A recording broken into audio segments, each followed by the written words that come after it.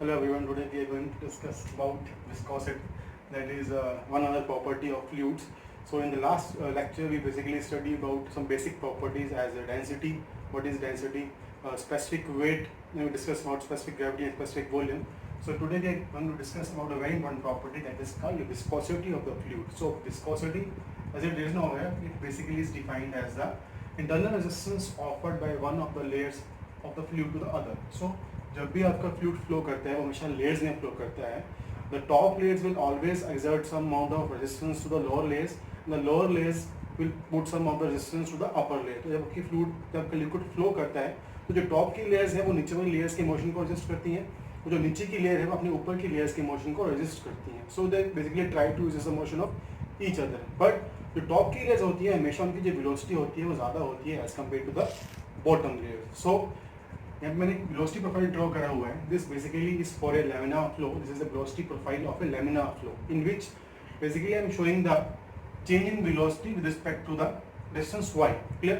So as we are moving in the upward direction, all these arrows, first, second, third and fourth, they are basically showing the amount of velocity that is produced inside the layers. So this is the bottom layer.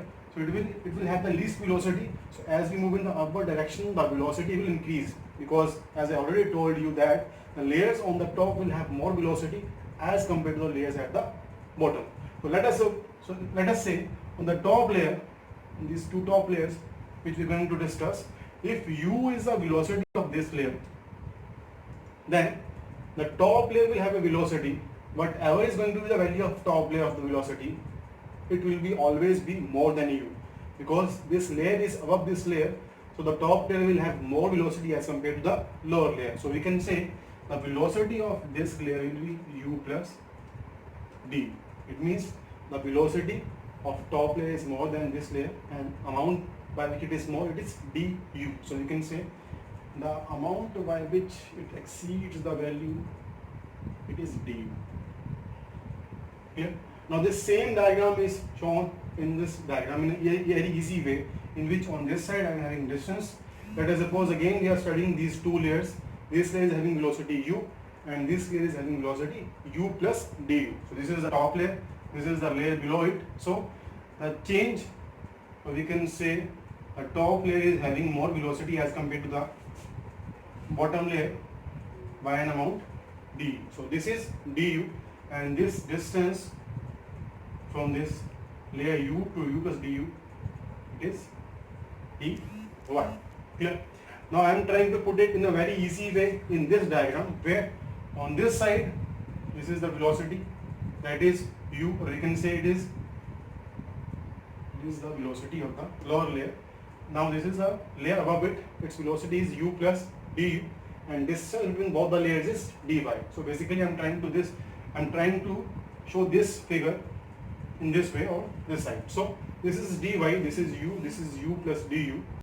So this is called excess of distance. Since I am telling you that this top layer is having more velocity as compared to the bottom layer, so it will cover some excess distance as compared to the u, because it is having du amount of more velocity as compared to this layer. So this distance we have to find. So the formula of this distance is going to be, what is the formula of velocity? Velocity, as it is defined as distance upon time.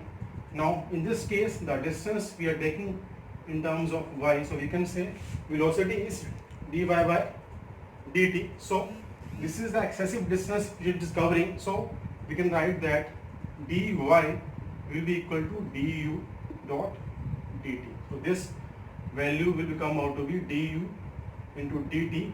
This is the excessive distance the top layer is covering as compared to the bottom layer, because it is having more velocity.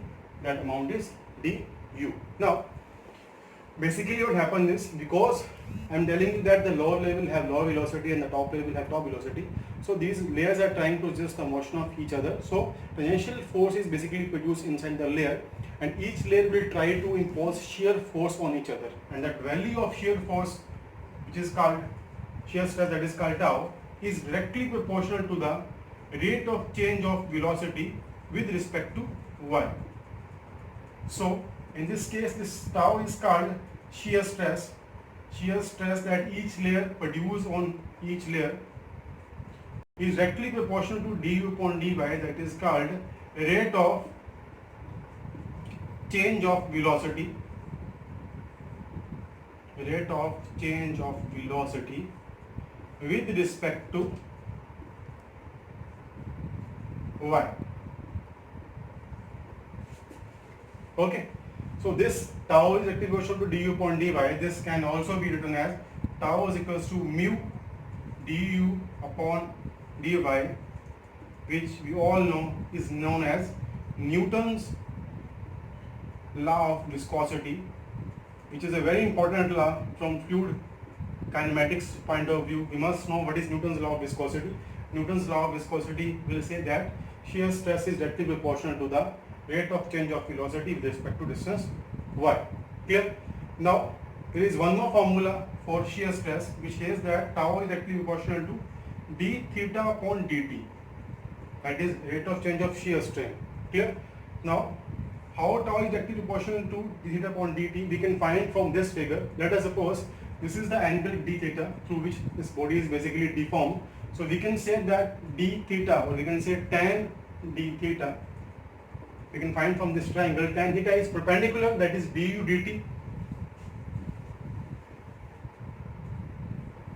divided by base. This base now is equals to dy. So we can write du into dt upon dy. Now this angle is very small, so we can replace tan theta by only d theta.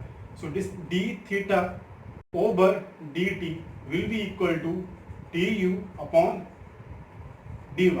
So tau is directly proportional to du upon dy, but du upon dy is directly proportional to d theta upon dt, that is rate of change of shear strain. So we can write that tau is also proportional to d theta upon dt. So we can write Newton's law of viscosity in this form also, and we can write Newton's law of viscosity in this form also. In both the cases, in the first case it is rate of change of velocity with respect to y, in the second case it is rate of change of shear strain. Okay, so this is the viscosity. Now one most important thing about viscosity is, I am talking about the liquids. As I already told you, in liquids, in fluids I have liquids and I have gases.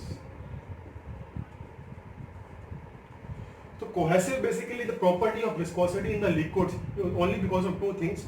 First one is called cohesion, second is called molecular momentum. So these two things are responsible for the property of viscosity. Now in liquids, cohesion force basically is more as compared to the molecular momentum, and in gases, molecular momentum basically dominates the force as compared to the cohesion. It means we can say that in liquids the cohesion forces are responsible for the viscosity, and in gases molecular momentum is basically responsible for the property of viscosity. Clear? After that we are going to discuss about the effect of temperature on the property of viscosity. If we increase the temperature, what is going to happen? The viscosity of liquid or gases will increase or decrease. We are going to discuss that is about the property of viscosity. So we are going to draw the graph and we are going to discuss about the property of this liquids and gases and effect of temperature on the viscosity in the next slide.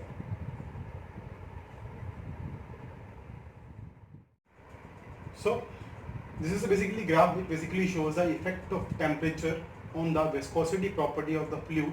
When as a fluid it is liquid as well as it is gases. So basically there is a graph. On one side we are having viscosity, on the other we are having temperature. If I increase the temperature, the viscosity of the liquids is decreasing.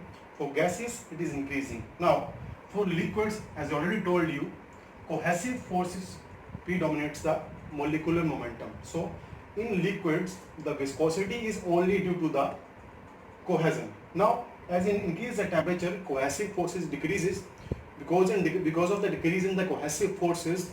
Clear? Because viscosity of the liquid will also decrease. Clear? Whereas in case of gases, in the gases molecular momentum basically is responsible for the viscosity of the gases, but as we increase the temperature, molecular momentum will increase. So because of the increase in the molecular momentum, viscosity will also increase. So we can say that for liquids with temperature, because viscosity will decrease, and for gases with temperature, viscosity will increase. Clear? In the next class, in the next lecture, we're going to discuss about the units of viscosity. Units of viscosity and what is kinematic viscosity. Both topics are very important from GATE and from fluid mechanics point of view. So in the next class, next lecture, we are going to discuss about it. And if you have any query, any doubt, you can write me in the comment section. Please like the video, please subscribe the channel. Thank you.